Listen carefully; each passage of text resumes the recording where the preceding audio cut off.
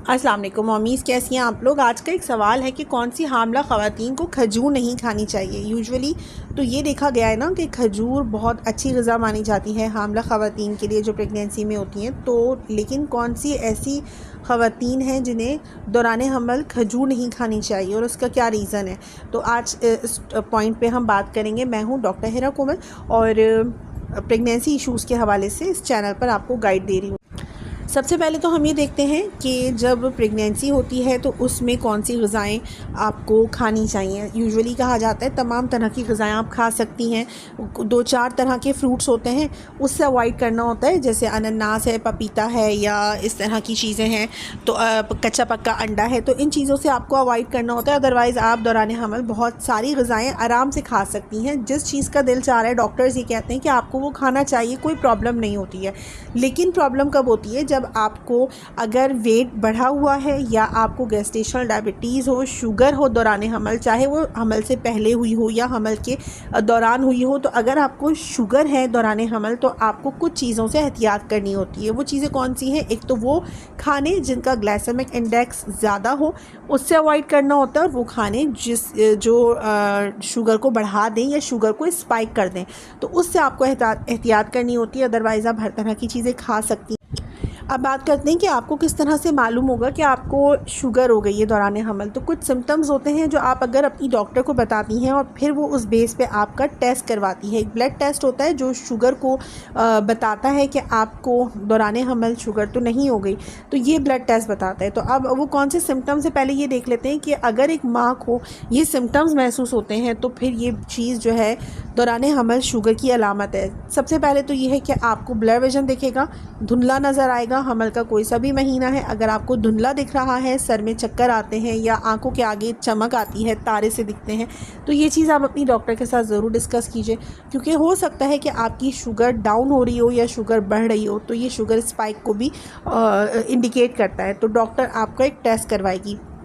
इसके अलावा अगर आपको दौरान हमल बार बार यूरिन पास आपको करने की अर्ज होती हो, यूजुअली ये होता है कि तीसरे जो ट्राइमेस्टर होता है हमल का, छठा, 7वां, 8वां, 9वां महीना, ये जो आखिर के महीने 3-4 महीने होते हैं, इसमें एक हामला खातून को बार बार यूरिन पास करना पड़ता है। थोड़ा सा भी यूरिन होगा तो वो होल्ड नहीं होगा और आपको बार बार वॉशरूम जाना पड़ेगा। तो ये इसलिए होता है कि बच्चा अपना वज़न बढ़ा रहा है, तो पेट में जितने भी ऑर्गन्स हैं इर्द गिर्द के उन सब पे प्रेशर पड़ रहा है, जिसकी वजह से यूरिन होल्ड नहीं होगा।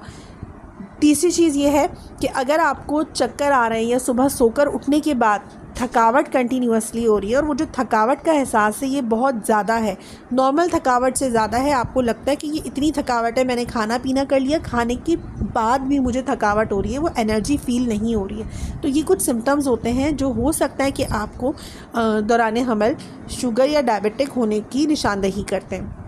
अब आपने अपनी डॉक्टर की बात बता दी। यूजुअली ये होता है आपके हमल के 5वें या 6ठे महीने में, ऐसा कुछ औरतों को होता है। तो उस टाइम पर आपकी डॉक्टर आपका एक ब्लड टेस्ट करवाती है। सिंपल सा ब्लड टेस्ट होता है, आपको ब्लड टेस्ट करवाना है, और ये ब्लड टेस्ट का नाम है HbA1c ब्लड टेस्ट। इसमें आपकी जो शुगर है पिछले 3 महीने की, उसकी पूरी हिस्ट्री सामने आ जाती है। और दूसरा टेस्ट होता है GITT test, glucose tolerance test. तो ये टेस्ट जो होता है इंस्टेंट बेसिस पे आपकी शुगर को चेक किया जाता है। और तीसरा टेस्ट होता है सिंपल, जो प्रिक करके इंस्टेंट आपका शुगर टेस्ट किया जाता है, जिसमें आपकी शुगर मालूम होती है। ये टेस्ट आपका खाने से पहले भी करवाया जाता है, 8 घंटे की या 12 घंटे की फास्टिंग होती है, उसके बाद ये ब्लड टेस्ट करवाया जाता है, जिसके हम फास्टिंग शुगर टेस्ट कहते हैं। और दूसरा टेस्ट होता है जिसे हम रैंडम ब्लड शुगर टेस्ट कहते हैं, ये खाने के 2 घंटे के बाद किया जाता है। तो इससे भी मालूम होता है कि आपकी दोनों कंडीशन में इनको फिर देखा जाता है कि दोनों कंडीशन में आपका ब्लड शुगर लेवल क्या है। और सबसे ऑथेंटिक टेस्ट जो होता है सिंपल, वो HbA1c टेस्ट होता है। तो ये टेस्ट होने के बाद मालूम हो जाता है कि आपको शुगर। अब डॉक्टर आपको कुछ दवाएं देगी जो आपको टाइम पर लेनी होंगी। खाने से पहले कुछ दवाएं होती हैं वो दी जाती हैं, इसे टाइप 2 यूजुअली कहते हैं। अगर आपको टाइप 1 डायबिटीज़ है तो आपको इंसुलिन इंजेक्शंस लगाने होंगे, तो वो चीज़ तो आपकी हमल से पहले ही आपको मालूम हो जाएगी। अगर आप एक शुगर पेशेंट ऑलरेडी हैं, बच्चा कंसीव करने से पहले ही आप इंसुलिन के इंजेक्शन ले रही थी, तो दौरान हमल उसका जो डोसेज है वो चेंज हो सकता है। लेकिन अगर आपको टाइप 2 डायबिटीज़ है जो दौरान हमल ही डायग्नोज हुई है, तब आपको अपनी ग़िज़ाओं में कुछ एहतियात करनी होगी और दवाइयाँ प्रॉपर टाइम पर लेनी होंगी। इसमें इंजेक्शंस की यूजुअली ज़रूरत नहीं पड़ती है। अब वो जो दवाइयाँ हैं वो आप टाइम पर लेंगी, लेकिन साथ में आपको ऐसे खानों से अवॉइड करना है जिसका ग्लाइसेमिक इंडेक्स ज़्यादा हो या जिसका के अंदर इंसुलिन स्पाइक ज़्यादा हो। अब इसमें सफ़ेद शक्कर है, सफ़ेद चावल है, सफ़ेद आटे की रोटी है, इस तरह यूजुअली ये चीज़ें मना होती हैं। और अगर मैं आपको बेसिक फार्मूला बताऊँ शुगर पेशेंट का, तो वो ये है कि आपको ऐसे तमाम खाने जो हाई कार्ब खाने होते हैं, हाई कार्बोहाइड्रेट डाइट होती है, हाई कार्ब डाइट कहते हैं इसको, तो इन तमाम चीज़ों से अवॉइड करना है। हाई कार्ब डाइट आपको नहीं लेनी है, आपको प्रोटीन डाइट पे आना है। प्रोटीन डाइट का मतलब है गोश्त है, अंडे हैं, मछली है, मुर्गी है, बड़ा गोश्त है, इस तरह के खाने आपके खाएं ताकि आपको प्रोटीन आपकी बॉडी में ज़्यादा रहे। क्योंकि शुगर पेशेंट को एक मसला ये होता है कि उन्हें थकावट का एहसास रहता है, उनकी जो ताकत है, ग़िज़ाइयत है, वो उनके जिस्म के सेल्स तक नहीं पहुंच पाती है।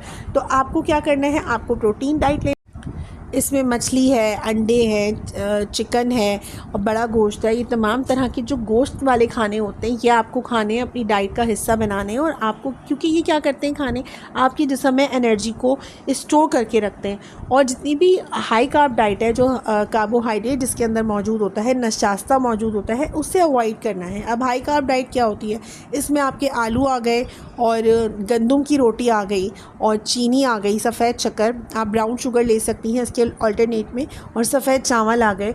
आपको इन चीज़ों से अवॉइड करना है। जो पास्ताज होते हैं, जो मैदे से बने हुए स्पैगेटी होते हैं, बाहर के बने हुए जो खाने होते हैं, जो रोल होते हैं, बेकरी आइटम्स होते हैं, समोसे होते हैं, तो ये सारी चीज़ें मैदे से बनती हैं। तो आपको मैदे से बनी हुई हर चीज़ से अवॉइड करना है ताकि आपकी शुगर हाई ना हो, स्पाइक ना हो, क्योंकि उस कंडीशन में आपके बच्चे को कॉम्प्लिकेशंस हो सकती हैं। दौरान हमल के अलावा आपको दौरान डिलीवरी आपको कॉम्प्लिकेशंस हो सकती हैं। नॉर्मल डिलीवरी का केस भी सी सेक्शन का बन जाता है अगर जिन औरतों को शुगर होती है। और चले यहाँ तक तो सिर्फ माँ की बात हो गई। डिलीवरी के बाद जब बच्चा पैदा होता है तो वज़न में ज़्यादा होता है और उसका वेट भी ज़्यादा होता है, लेकिन वो डायबिटिक शॉक में जा सकता है। तो फिर इस कंडीशन में आपको अपनी डॉक्टर भी सोच समझ के सेलेक्ट करनी है। जिस हॉस्पिटल में, जिस लेबर रूम में आप डिलीवरी करवाएंगी, वहाँ पर भी आप देख लीजिएगा कि ये सारी फैसिलिटी मौजूद हैं जो NICU की कहलाती हैं। अगर आपकी डिलीवरी के बाद बच्चे को कोई कॉम्प्लिकेशन हो गई तो NICU का होना बहुत ज़रूरी हो जाता है, ख़ास तौर से उन माओं के लिए जिन्हें दौरान हमल शुगर हो। क्योंकि NICU में क्या होता है, बच्चा डिलीवर होते ही वो डायबिटिक शॉक में जा सकता है, जिसकी वजह से बच्चे की मौत भी हो सकती है। यूजुअली आपने सुना भी होगा ना कि पैदाइश के बाद बच्चा बहुत बड़े कद का था, बड़ा उसका वज़न था, ज़्यादा वज़न का था और देखने में लग रहा था 4-6 महीने का बच्चा है। तो वो ज़्यादातर उन माओं के होते हैं जिन्हें शुगर होती है दौरान हमल। तो फिर ऐसे बच्चों के जो डायबिटिक शॉक की वजह से, शुगर की वजह से ऐसे बच्चों की जो अमवात होती हैं उसके भी रेशो बढ़ा हुआ होता है। तो ज़रूर इस चीज़ का ध्यान रखें कि ऐसे हॉस्पिटल में डिलीवरी करवाएँ जहाँ पर NICU की सहूलत मौजूद हो, यानी कि न्यूनेटल इंटेंस केयर यूनिट। तो ये जो एहतियातें होती हैं तो वो माओं को अवेयरनेस देने के लिए होती हैं। अगर आपके जहन में प्रेगनेंसी के हवाले से कोई सवाल है, कोई गाइडेंस चाहिए, तो आप मुझे कमेंट में कर सकती हैं। मैं कोशिश करूँगी हर एक का आंसर कर दूँ। अल्लाह।